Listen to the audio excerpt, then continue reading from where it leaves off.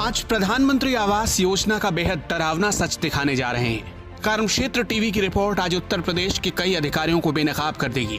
प्रधानमंत्री की सबसे महत्वाकांक्षी योजना के नाम पर कितना बड़ा खेल चल रहा है, उसे एक्सपोज कर देगी ये रिपोर्ट।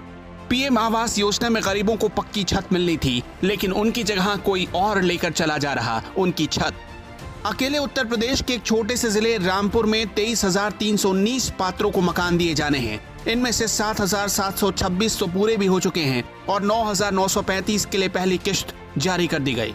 देखिए, टोटल जो रामपुर जनपद के अंदर टोटल जो डीपीआर सैंक्शन हुए हैं, जिन लोगों के चिन्हांकन होके, वो 23,319 हैं और उनमें हमने अभी तक 7,726 आवास पूर्ण कर लिए हैं। 9,937 लोगों के पहली किश्त जारी हो गई है। उसमें से बाकी सबके जैसे जैसे शासन से पैसा आएगा सबको हम किश्त जारी करते जाएंगे। रही बात कि किसी को आवास में किसी तरीके का अगर किसी के साथ पैसा लिया गया है या गड़बड़ी हुई है, तो इस तरीके की शिकायत मेरे सामने की गई है कि नहीं, क्योंकि ऐसी आने वाली सभी शिकायतों पर इसके पूर्व भी हम जांच कराते रहे हैं, जांच कराया है, इसमें कार्रवाइयां की गई हैं और हमने स्वयं से भी और सोमोटो भी कार्रवाइयां की हैं। कई बार रुडा ऑफिस की जांच भी की है।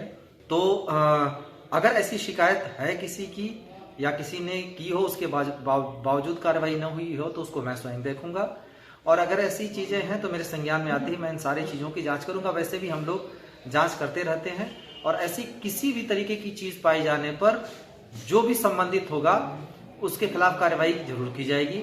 प्रधानमंत्री ग्रामीण आवास योजना की जमीनी हकीकत जानने के लिए हमारी टीम ने रामपुर के ग्रामीण इलाकों का दौरा किया, तो वहां ऐसे कई लोगों की लंबी फहरिस्त मिली जिन्होंने पात्र होने के बावजूद आवास के लिए अप्लाई तो किया था, उनका मकान अप्रूव भी हुआ, लेकिन उनके नाम पर आवंटित मकान किसी और को मिल गया। रामपुर की नगर पंचायत मसवासी में जाकर हमने प्रधानमंत्री आवास योजना की जमीनी हकीकत जानी, तो वहाँ की स्थिति बहुत खराब थी। वहाँ पर गरीब आज भी प्लास्टिक डालकर गुजारा कर रहे हैं। प्रधान ने उनसे 20,000 रुपए की डिमांड की, पैसा नहीं मिला तो उनका पीएम आवास किसी और को मिल गया। उधर जब जमीनी हकीकत से जिलाधिकारी रामपुर को रूबरू कराया गया तो उन्होंने मामले की जांच कराए जाने का आश्वासन दिया है। जिलाधिकारी रामपुर ने गरीबों से अपील भी की है कि पीएम आवास के लिए किसी को भी रिश्वत देने की जरूरत नहीं। उसमें एक चीज में मैं लोगों को जरूर आगाह करना चाहूंगा कि बीच में कई सारे तरीके के जो झांसेबाज हैं वो घुसे हुए हैं, जो इस तरीके के लोगों को झांसा देते हैं कि मैं तुम्हारा करवा दूंगा, मैं तुम्हारा करवा दूंगा। ये संभव है कि उन लोगों की पहुंच हमारे दस्तावेजों तक हो कि किसकी प्रथम किश्त जारी हो चुकी है यहाँ पे या होने वाली है और कितने लोगों के नाम इसमें शामिल हैं। ऐसे लोगों को की सूची देख के उनको वो भरमाते हों या बेवकूफ बनाते हों।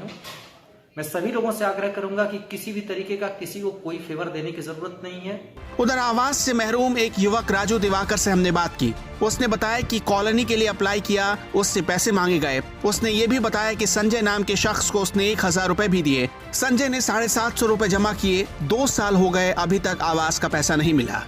कहने के लिए तो जो भी आ करता था कि हमें पैसे चाहिए और वो चाहिए, आपको इतने दिनों में आ जाएगी, इतने दिनों में आ जाएगी। अब तक तो कोई लिंक नहीं निकला ना। तो पैसे दिए आपने? कुछ पैसे दिए थे। कितने? 1,000 रुपये ले गया था संजय। अच्छा। और टाउन में 750 रुपये जमा करे थे, कोई लिंक नहीं निकला। तो अब कब से नहीं आई कॉलोनी आपका? कब से भरा फॉर्म? कम से कम 2 साल हो गए।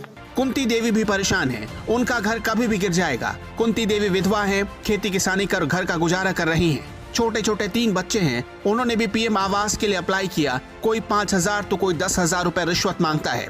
पूरे महीने मुश्किल से 2 से 3,000 रुपए कमा पाती हैं। पैसा नहीं मिला तो 2 साल बाद भी उनको आवास नहीं मिल सका है। जब परेशानियों से हमारा घर से गिर जाए तो हम दब न जाएंगे इसमें। विधवा इंसान है हम, और कमा के खा रहे हैं, खेत किसानी काम कर रहे हैं तो खा रहे हैं, आन के चूल्हे पर बनाते हैं तो खाते हैं हम। छोटे छोटे बच्चे हैं, मेरे 3 बच्चे हैं। फार्म भरे थे हमने कॉलोनी के, अभी तक नहीं आई कॉलोनी। फिर जो आता पैसे मांगता, कहाँ से दें? गरीब इंसान है हम, आदमी थे वो हमारे खत्म हो गए, बच्चे करने लायक नहीं है।